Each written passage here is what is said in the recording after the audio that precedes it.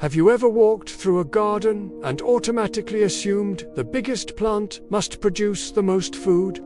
Tall fruit trees, thick trunks, wide branches stretching into the sky. It feels obvious. Bigger structure, bigger harvest. That's what we've been conditioned to believe. But what if that assumption is completely wrong? What if size has almost nothing to do with real productivity? What if the plants producing the most food over time are the ones most people ignore? The small ones, the bushy ones, the low-growing patches hugging the soil. Because inside many truly productive gardens, there's a quiet reality most people never notice.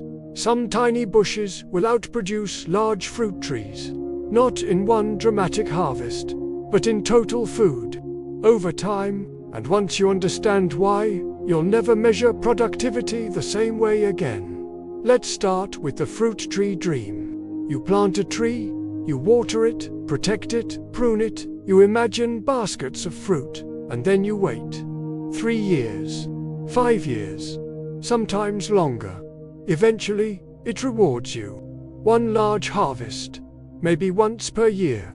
In ideal climates, maybe twice. And yes, it feels impressive. A heavy basket, a photo-worthy moment, a single season of abundance. But here's the part most people never calculate. That tree occupied that space every single day for years, before producing anything: sunlight, soil nutrients, water, physical area, all committed to future output. Now compare that to a small, productive bush. It establishes faster, sometimes within months. It produces earlier. And instead of giving you everything at once, it gives repeatedly.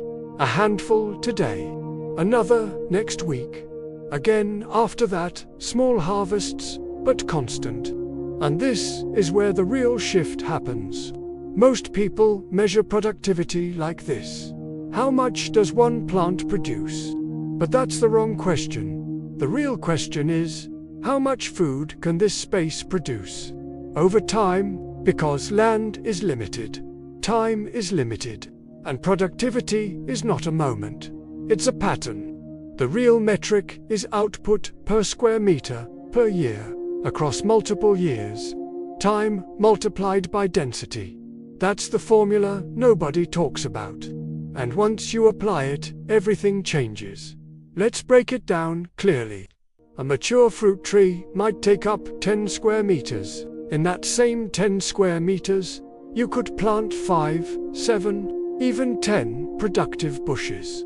Strawberries, blueberries, raspberries, currants, compact edible shrubs. Instead of one harvest window, you now have staggered production. Instead of one food source, you have multiple streams. And here's the critical detail. Bushes don't just produce earlier. They cycle faster, which means more harvest events per season. More picking days, more total output opportunities over 5 years. That difference compounds dramatically. And nature has been using this strategy forever. Walk into a wild forest. Yes, you'll see tall canopy trees, but look closer. Underneath them, shrubs, berry thickets, ground-covering edibles. Nature doesn't rely on a single vertical layer. It stacks productivity, top, middle, bottom. Every level capturing light, every root system occupying different soil depths. Every niche filled. When you rely only on large trees, you're using a fraction of your productive capacity. When you introduce dense bush layers, you multiply output without multiplying land. That's ecosystem thinking, not plant thinking.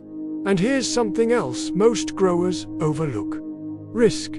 If you invest years into one fruit tree, and disease strikes, or frost hits during flowering, or pests overwhelm it, you lose everything. Years of waiting, gone in one season.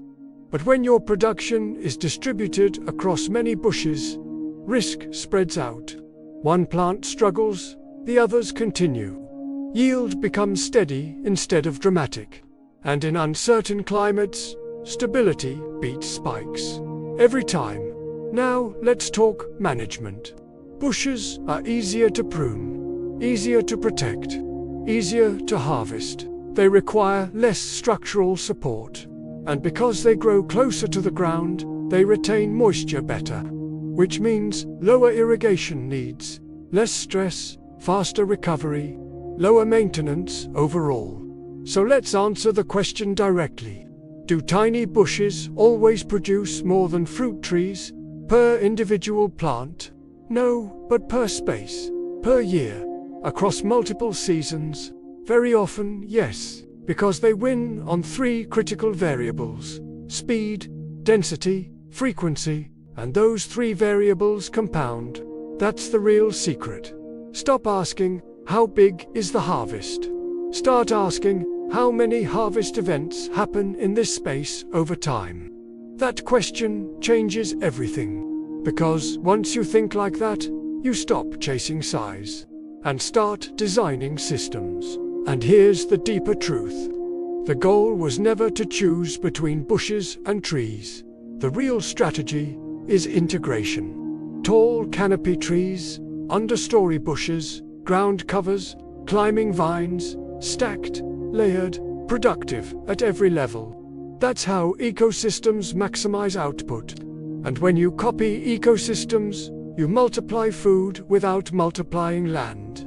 In the next part, we're going to get specific. Real small bushes that produce quickly, harvest repeatedly, thrive in tight spaces, and in some cases, begin producing within weeks. Some of them grow in climates people assume are low productivity. Some require almost no maintenance, and some quietly outperform fruit trees year after year. Because once you understand which plants accelerate output, you stop planting for appearance and start planting for performance.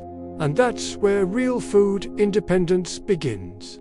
Now that you understand why small bushes can outperform trees over time, let's take the next step. Because knowing the idea is one thing, but turning it into a system that actually feeds you, that's where most people fail. Think about this carefully. If you randomly plant a few bushes, you'll get random results. But if you design them correctly, you create something powerful. A continuous food system. Not one harvest, not one season, but a steady flow of food. Start with the right foundation. The biggest mistake beginners make is simple. They plant one of everything. One strawberry, one pepper, one small bush here and there. And then they expect abundance. That doesn't work. Because this system is not about variety first. It's about volume. You need clusters. Groups of the same plant working together. Because production comes from repetition. Building your first productive patch. Let's imagine a small area, not a farm. Just a simple space.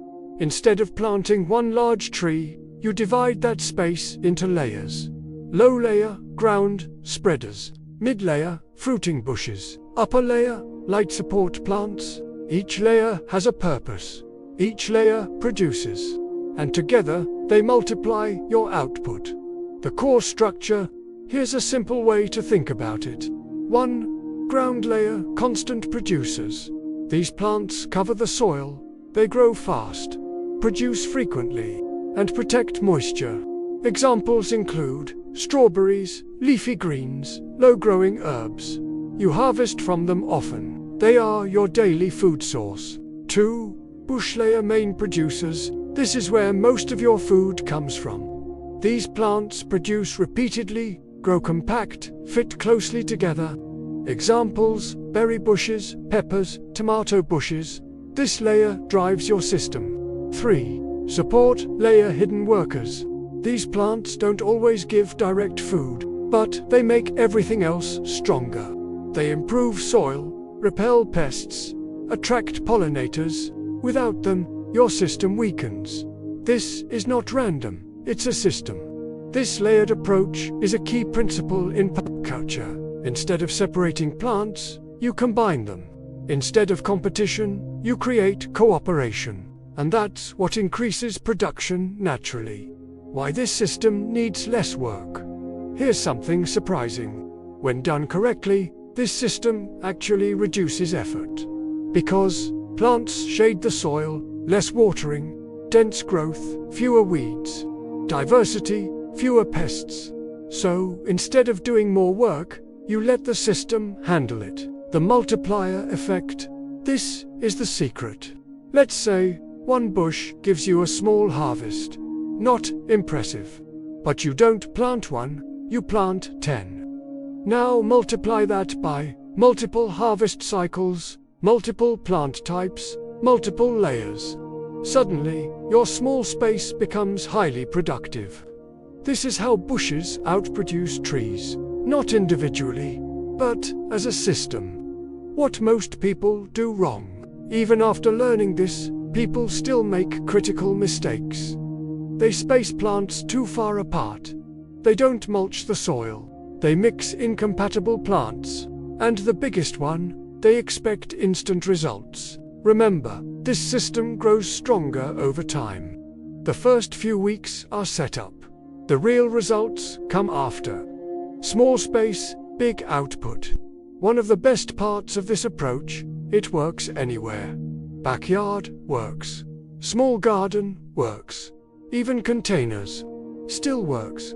Because the system isn't about size. It's about design. You're not increasing land, you're increasing efficiency. From gardening to food system. This is the shift that changes everything. Most people garden, they plant, they water, they harvest. But what you're building is different. You're creating a system that produces consistently, supports itself, improves over time. And once it's established, it becomes easier every season. Final mindset shift. Stop thinking like this. What plant should I grow? Start thinking like this. How can I design a system that keeps producing? Because that's where real abundance comes from. Not one plant, not one harvest, but a structure that keeps giving, bringing it all together. Now you understand the full picture. Why small bushes outperform trees over time. How frequency beats size. How density increases production. And how systems outperform single plants. This is what most people miss. They chase big results, but ignore small, consistent production. And in the long run, that's what actually feeds you. Final thought. Nature doesn't focus on size. It focuses on balance, layers, repetition, consistency. And when you follow that same pattern, you stop struggling to grow food and start building something that grows with you. And that's the real secret behind those tiny bushes. They're not just plants. They're part of a system that produces more, simply because it's designed better.